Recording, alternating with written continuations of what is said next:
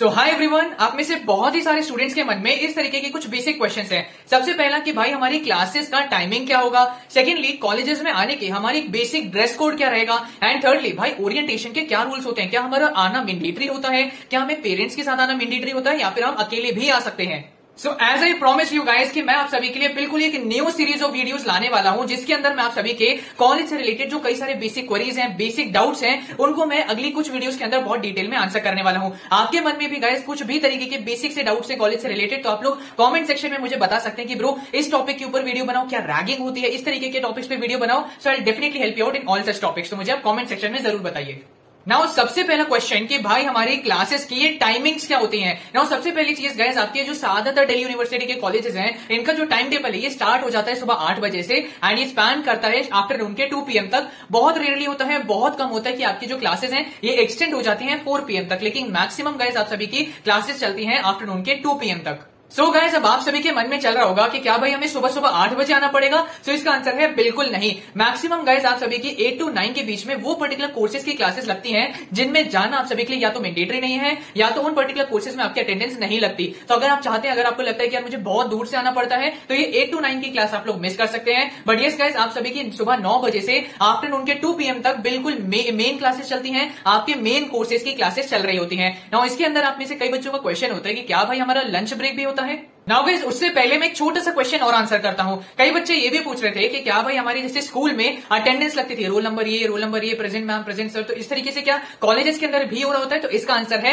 Yes. जैसे ही आप लोग अपने कॉलेजेस में जा रहे होंगे, 1 या 2 दिन के बाद सभी प्रोफेसर्स के पास अपनी लिस्ट ऑफ स्टूडेंट्स आ जाएंगी, आप सभी के रोल नंबर्स आ जाएंगे एंड आप सभी के रोल नंबर्स को कॉल किया जाएगा। रोल नंबर 1 आपको प्रेजेंट सर, प्रेजेंट मैम बोलना पड़ेगा। इसी तरीके से रोल नंबर 2, रोल नंबर 3। तो जैसे आपके स्कूल में चल रहा था, उसी तरीके का फील गाइस आप सभी को आपके कॉलेजेस में भी आ रहा होगा, जहां पे आपके प्रोफेसर्स आपके रोल नंबर कॉल कर रहे होंगे आपकी अटेंडेंस लगाने के लिए। देन इसके बाद कई बच्चों का क्वेश्चन था कि क्या भाई हमारे स्कूल की तरह कॉलेजेस के अंदर भी कोई लंच ब्रेक हो रहे होते हैं। तो इसका आंसर है बिल्कुल नहीं। नाउ सुबह 9 बजे से 12 बजे के बीच में आप सभी की सबसे इंपॉर्टेंट कोर्सेज की क्लासेस लग रही होती है, जैसे DSC 1, 2, 3 कुछ नाम करके होता है। आगे जाके मैं आपको बताऊंगा ये क्या होता है। सो बेसिकली आपकी सुबह 9 बजे से 12 बजे के बीच में बहुत इंपॉर्टेंट क्लासेस लग रही होती है, आप सभी को क्लासेस में मौजूद रहना होता है। लेकिन कई बार ऐसे होता है कि भाई 9 से आपकी 11 बजे तक तो क्लासेस लगी, 11 से 12 के बीच में जिन प्रोफेसर की क्लास है वो छुट्टी पे चले गए और आपकी क्लास कैंसिल हो गई। नाउ इस वीडियो के अंदर जब आप आ रहे होंगे तो आपको देखने को मिलेगा कि आपके पूरे दिन के अंदर 7 क्लासेस थी या 5 क्लासेस थी, उनमें से आपकी आधी क्लासेस ही हो रही हैं, आधी कैंसिल हो जाती है। ना वो जो पर्टिकुलर कैंसिल टाइम होता है उसमें स्कूल की तरह कोई अरेंजमेंट नहीं लग रहा होता, आप आराम से कॉलेज में घूम सकते हो। 11 से 12 के बीच में आपकी क्योंकि क्लास कैंसिल हो गई तो कैंटीन में जाके आप लोग अपना परचेज करके खाना खा सकते हो, या फिर जब घर से ला रहे हो वो खाना खा सकते हो। तो इस तरीके का कोई प्रॉपर डेजिग्नेटेड टाइम नहीं होता कि आपको एक लंच ब्रेक का टाइम दे दिया गया जाके लंच कर लीजिए, ऐसा नहीं हो रहा होता। अगर कोई क्लास कैंसिल हो रही होगी तो आप बाहर जाके आप लोग खाना पीना खा सकते हैं। एंड डेफिनेटली गाइस, ऐसा कभी नहीं होता कि आपकी सारी क्लासेस लग रही हो।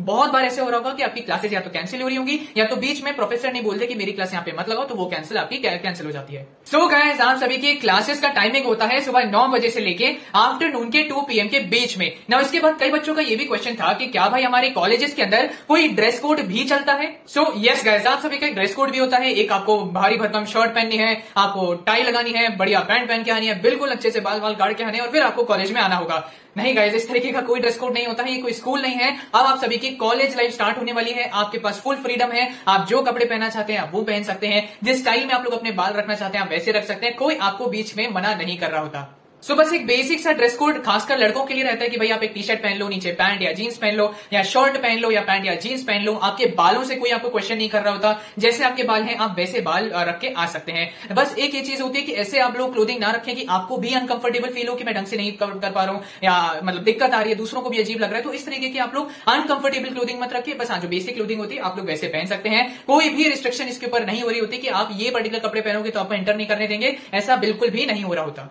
एंड गाइस, एक छोटी सी चीज मैं और आप सभी को बता देता हूं, आप सभी को अगर अपने कॉलेजेस में जाना है तो आपको क्या रूट फॉलो करना होगा। Now off campus and south campus के गाइस कॉलेजेस अलग अलग एरियाज में सिचुएटेड हैं, अलग अलग आपको मेट्रो स्टेशन फाइंड करने होते हैं। लेकिन जहां तक बात है आपके नॉर्थ कैंपस की, नॉर्थ कैंपस में सारे कॉलेजेस आपके सटे रहते हैं। जैसे एक सेंटर पॉइंट है रामजस, उसके बगल में हिंदू कॉलेज, पीछे की तरफ किरोड़ीमल के इस तरफ हंसराज कॉलेज, रामजस कॉलेज, इस तरफ आप जाते रहोगे तो आपको SRCC मिल जाएगा, हिंदू के सामने आपको स्टीफेंस मिल जाएगा, मिरांडा, दौलत राम, सब बिल्कुल पास में कॉलेजेस हैं। तो आपका एक मेट्रो स्टेशन है नॉर्थ कैंपस के स्टूडेंट्स स्टूडेंट्स के लिए जिसका नाम है विश्वविद्यालय, येलो लाइन में ये चलती है। तो आप सभी जिस भी मेट्रो, मैं तो ये प्रीफर करूंगा गाइस कि आप सभी को मेट्रो से ही आना जाना करना चाहिए। पर्सनल व्हीकल आप लोगों को आपके कॉलेजेस के अंदर पार्क करना बिल्कुल भी अलाउड नहीं होता, कहीं बाहर ही आपको खड़ा करना होगा। तो इससे अच्छा है कि आप लोग मेट्रो का ही इस्तेमाल करें, या फिर अगर बहुत अपने पास में पीजी लिया है तो आप लोग पैदल अपना आना जाना कर सकते हैं। नाउ मेट्रो में आप सभी को क्या करना है, अगर आप ब्लू लाइन से हैं तो आपको इंटरचेंज करना पड़ेगा to yellow line, and yellow line से आप सभी को सीधा सीधा विश्वविद्यालय पे उतरना पड़ेगा। नाउ गाइस, ये विश्वविद्यालय अगले 4 साल तक आप सभी के दिमाग में गूंजता रहेगा। आ चुका है आप सभी का अगला स्टेशन